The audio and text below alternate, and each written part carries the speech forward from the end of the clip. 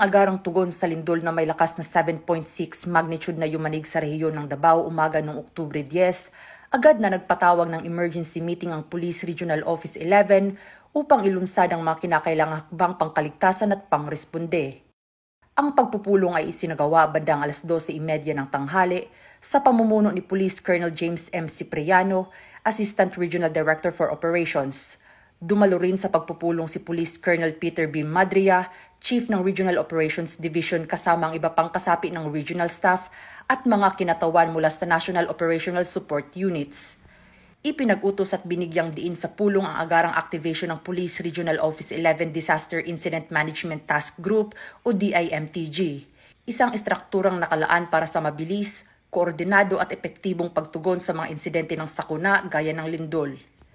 Ang aktibasyon ng DIMTG ay naglalayong pamunuan ng mga critical response operations tulad ng search and rescue, medical assistance, security and traffic control at logistics support. Sa ilalim ng sistemang ito, itinalaga ang iba't ibang functional groups upang matiyak ang mabilis na aksyon, tulong sa mga nasalanta at pagpapanatili ng kaayusan sa mga apektadong lugar. Tinalakay rin ang paunang damage assessment, deployment ng personnel at kagamitan at koordinasyon sa mga lokal na pamahalaan. Ang 7.6 magnitude na lindol ay nagdulot ng pangamba sa mga mamamayan at pinsala sa mga infrastruktura, kaya't mahalaga ang mabilis na aksyon ng kapulisan.